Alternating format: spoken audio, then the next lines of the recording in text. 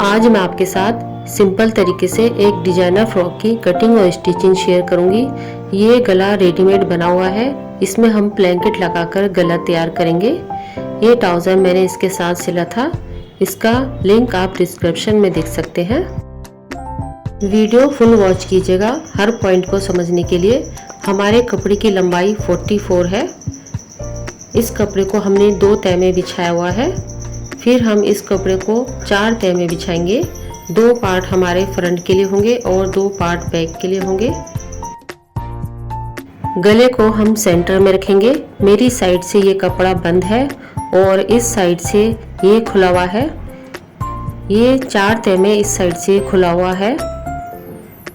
इस तरह से हमने ये कपड़ा बिछा लिया है। हम फ्रॉक की तैयार लेंथ 42 रखेंगे। ½ इंच हमारा ऊपर शोल्डर सिलने में जाएगा और 1 इंच हम नीचे से फ्रॉक को मोड़ेंगे तो उसमें जाएगा। इस तरह से 43 और ½ इंच पर हम निशान लगाएंगे। नीचे से हम दामन गोल रखेंगे।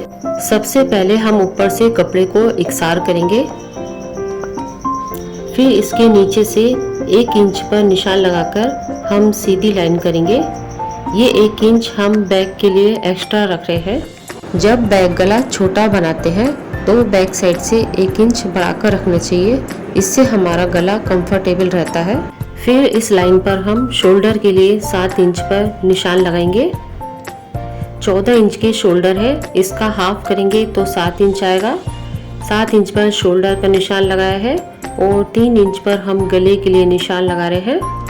½ इंच शोल्डर डाउन कर गले से हम तिरछी लाइन कर देंगे। ये फ्रंट पार्ट के लिए है। इसी तरह से हम गले के ऊपर से 1 इंच पर निशान लगाएंगे। गले के ऊपर से ये 1 इंच बैक से उठा रहेगा और शोल्डर के ऊपर से भी हम 1 इंच पर निशान लगाएंगे। गले के पास से ये सीधी लाइन रहेगी और शोल्डर पर से ये तिरछी लाइन आएगी। इस तरह से हमने फ्रंट और बैक दोनों के लिए शोल्डर पर निशान लगा लिया है। फिर हम जितने हमारे शोल्डर हैं उतना ही हम आर्म होल के लिए निशान लेते हैं। 7 इंच पर 7 इंच पर हम आर्म होल के लिए निशान लगा रहे हैं। चेस्ट का 1/4 विद 2 इंच की लूजिंग हम 9.5 इंच पर निशान लगा रहे हैं। चेस्ट से कमर की दूरी 8 इंच। 8 इंच पर हम कमर का 1/4 विद 2 इंच की लूजिंग 8.5 इंच पर निशान लगा रहे हैं। फिर इन दोनों निशानों को हम शेप देकर मिला देंगे। बाहर की साइड हमने 2 इंच कटिंग के लिए रखा है। फिर हम आर्म होल की शेप बनाएंगे। आर्म होल की शेप बनाने के लिए नीचे से 3 इंच पर हम निशान लगाएंगे। ½ इंच लाइन के बाहर की साइड और ½ इंच अंदर की साइड है। कॉर्नर पर से 1 इंच और 1.5 इंच पर हमने निशान लगाया है। फिर इन दोनों निशानों को हम ऊपर की साइड एक ही पॉइंट पर मिलाएंगे। अंदर वाले निशान को 1 इंच पर मिलाते हुए शेप देंगे और बाहर वाले निशान को 1.5 इंच वाले निशान पर मिलाते हुए शेप बनाएंगे। फिर नीचे घेर पर हम कमर से नीचे की साइड तिरछी लाइन कर शेप देंगे। बाहर वाली कटिंग की है और अंदर वाली सिलाई के लिए है।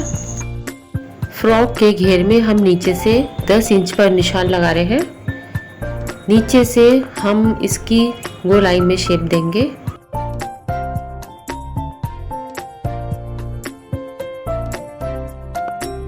हमने फ्रंट और बैक दोनों के निशान एक साथ लगाए हैं। अब हम इसकी कटिंग करेंगे। साइड से जो कपड़ा बचा है इसमें से हम बाद में स्लीव्स की कटिंग करेंगे।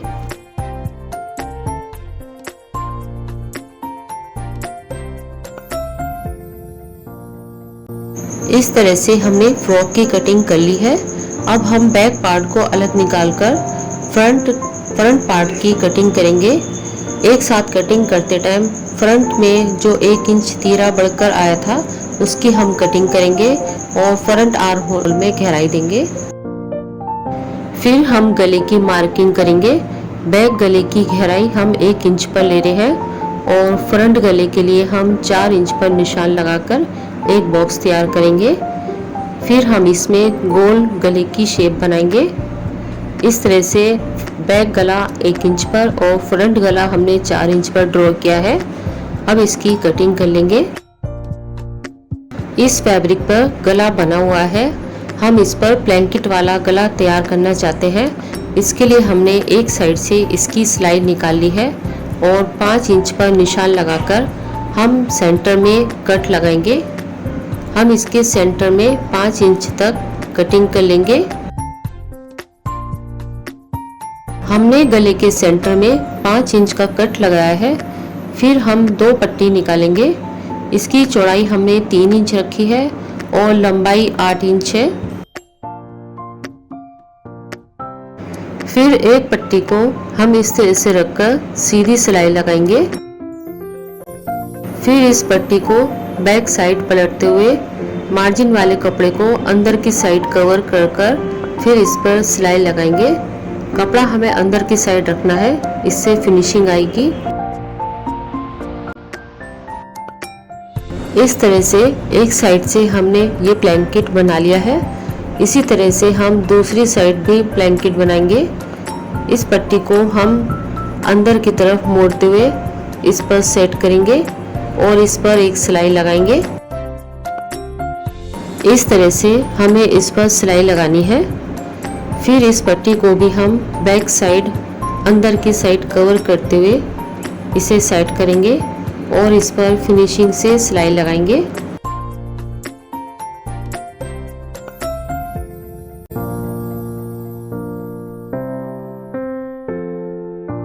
इस तरह से हमारा कुर्ते वाला गला ये तैयार हो गया है। ऊपर से एक्स्ट्रा कपड़े की हम कटिंग कर लेंगे और नीचे की साइड से हम इसे सेट कर एक सिलाई लगा लेंगे।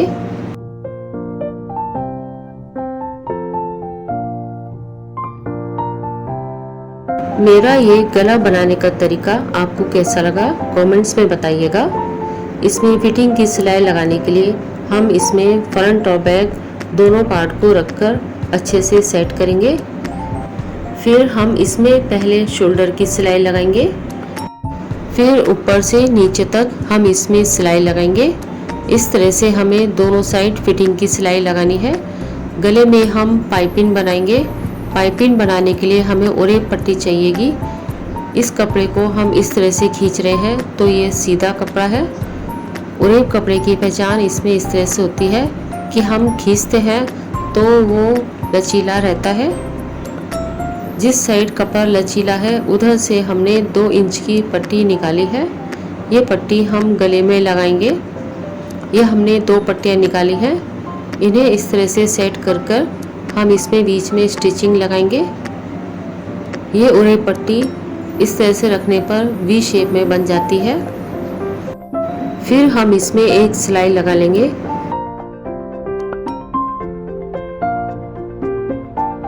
हम इस पट्टी को इस तरह से मोड़कर कॉर्नर पर से इसे काटकर इकसार करेंगे और इसे गले पर सेट करेंगे। आधा इंच हम इसे बाहर की साइड रखेंगे। फिर इसमें हम एक सिलाई लगा लेंगे। इसमें हमें ध्यान से सिलाई लगानी है क्योंकि कपड़ा ओरेप में है और गला हमारा गोल कटिंग हुआ है। पूरे गले पर सिलाई लगा लेंगे। दोनों साइड हमें गले के कॉर्नर पर आधा इंच एक्स्ट्रा कपड़ा रखना है। फिर हम गले में फिनिशिंग लाने के लिए मार्जिन वाले कपड़े पर हल्के हल्के से कट लगाएंगे। सिलाई को बचाते हुए हमें कट लगाना है।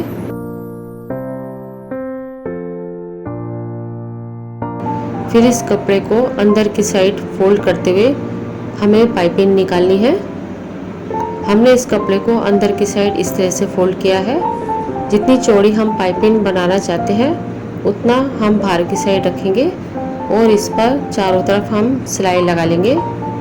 हमें कॉर्नर पर दोनों साइड इसी तरह से अंदर की तरफ मोड़ते हुए इसे कवर करना है और सिलाई लगानी है।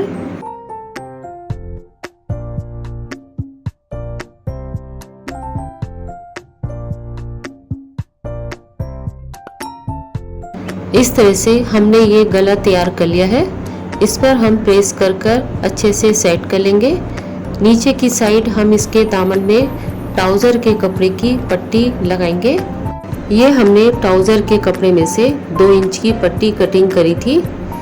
इस पट्टी को हमने फ्रॉक के चारों तरफ इस तरह से रखकर इसमें सिलाई लगा ली है। ये हमने उल्टे कपड़े पर पट्टी को उल्टा करके रखा है। फिर हम इसे फ्रंट साइड पलटेंगे। हम इस पट्टी को अंदर की साइड इस तरह से मोड़ते हुए इसे सेट करेंगे। हम इसे प्रेस से भी सेट कर सकते हैं। फिर हम इस पर सिलाई लगा लेंगे। हम पूरी फ्रॉक पर नीचे इस तरह से चारों तरफ सिलाई लगा लेंगे। इस पट्टी को अटैच करने के बाद हम स्लीव्स की कटिंग करेंगे। हमने स्लीव्स की कटिंग के लिए कपड़े को 4 तह में बिछाया है। हम 9 इंच की चौड़ाई में और स्लीव्स की लेंथ हम 21 इंच रख रहे हैं। 21 इंच पर हम निशान लगाएंगे। 3 इंच की दूरी लेकर हम ये निशान लगा रहे हैं। चेस्ट का 12वां हिस्सा लेकर हम ये निशान लगाते हैं। फिर ऊपर इसे तिरछी लाइन करके मिला देंगे। इस पर हम आर्म होल की शेप बनाएंगे। हम हल्की सी गोलाई देते हुए इस पर स्लीव्स के लिए शेप बनाएंगे। हम इसमें बेल स्लीव्स बना रहे हैं। इसे पाकिस्तानी स्लीव्स भी बोलते हैं। नीचे से हम सीधी लाइन करेंगे। 4 इंच पर हम निशान लगाकर नीचे से 4 इंच पर शेप देते हुए इसे मिला देंगे। इसमें हल्की सी हमने गोलाई ली है। फिर इसे हल्का सा शेप देते हुए इसे ऊपर की साइड मिलाएंगे। फिर हम इसकी कटिंग कर लेंगे।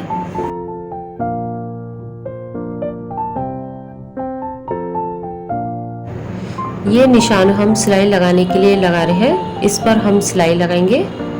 नीचे की साइड हम इसमें फ्रॉक की तरह बॉर्डर अटैच करेंगे। बॉर्डर निकालने के लिए हम कपड़े को इस तरह से रखकर फिर इसकी शेप के अकॉर्डिंग हम कटिंग कर लेंगे। फिर इस पट्टी पर 2 इंच का निशान लगाते हुए हम इस तरह से शेप बनाएंगे। 2 इंच की दूरी लेते हुए हम पूरे इसको कवर करेंगे और फिर इसकी कटिंग कर लेंगे।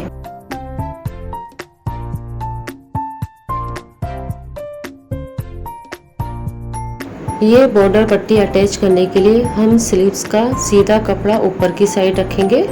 इसे इस तरह से खोलकर सीधा कपड़ा हमने ऊपर की साइड रखा है।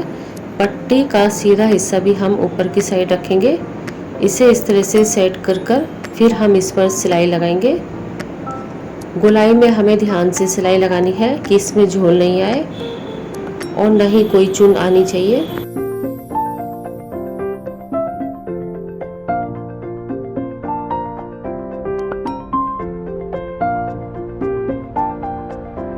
फिर हम इसकी गोलाई में हल्के हल्के से कट लगाकर इस पट्टी को फ्रंट साइड पलट लेंगे। फ्रंट साइड पलटने के बाद हम इसमें ऊपर की साइड से अपर सिलाई लगा लेंगे। हम इसमें प्रेस कर फिर ऊपर की साइड से अपर सिलाई लगाएंगे। प्रेस करने से इसमें फिनिशिंग आएगी।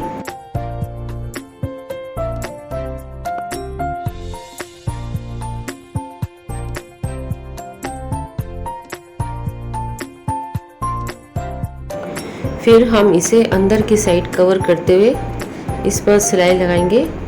हमें ये पट्टी एकसार रखनी है, कहीं से चौड़ी या कहीं से पतली नहीं करनी, इससे फिनिशिंग नहीं आती।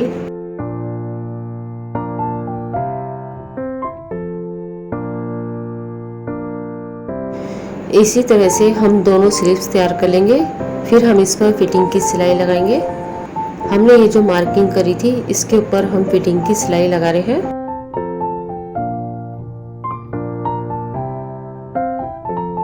हमारी सिंपल और सुंदर सी स्लीव्स ये तैयार हो गई है। हम इसे फ्रॉक में अटैच करेंगे। फ्रॉक में अटैच करने के लिए हमें इस बात का ध्यान रखना है कि हमने जो फ्रॉक में गहराई दी थी और स्लीव्स में गहराई दी थी, ये दोनों रखने पर आमने सामने आनी चाहिए। ये चेक करने के बाद हम सिलाई लगाने के लिए स्लीव्स को सीधा करेंगे। हमने स्लीव्स को सीधा किया है और कुर्ती हम उल्टी ही रखेंगे। इस तरह से रखने के बाद हम स्लीव्स को कुर्ती के अंदर की साइड से रखकर इसे सेट करेंगे। हम इसमें गोल सिलाई लगाकर स्लीव्स ज्वाइन करेंगे। हम स्लीव्स और कुर्ती को इस तरह से सेट कर फिर इसमें चारों तरफ सिलाई लगा लेंगे। इस तरह से हमारी इसमें स्लीव्स ज्वाइन हो जाएगी। कॉर्नर पर से जहाँ सिलाई का मार्जिन होता है उसे हम कॉर्न की तरह फोल्ड कर एक साइड में कर देते हैं और फिर इस पर सिलाई लगाते हैं। इस आसानी से हम अपनी गोल स्लीव्स ज्वाइन कर सकते हैं। मार्जिन वाले कपड़े को हम इस तरह से कोन की तरह फोल्ड कर कर फिर इसके ऊपर से सिलाई लगाते हैं। हमारी स्लीव्स का लुक कुछ इस तरह से आएगा। मैंने कटिंग और स्टिचिंग के सभी पॉइंटों को बताने की कोशिश की है। अगर आपको कुछ समझ में नहीं आए तो आप कमेंट्स में पूछ सकते हैं। वीडियो लाइक और सब्सक्राइब कीजिएगा। अगर मेरी वीडियो पर हाइप का बटन शो हो तो प्लीज़ हाइप भी कीजिएगा और मेरी वीडियो को आगे बढ़ाइएगा। मिलते हैं अपनी नेक्स्ट वीडियो में, तब तक के लिए दीजिए इजाज़त। अल्लाह हाफिज़।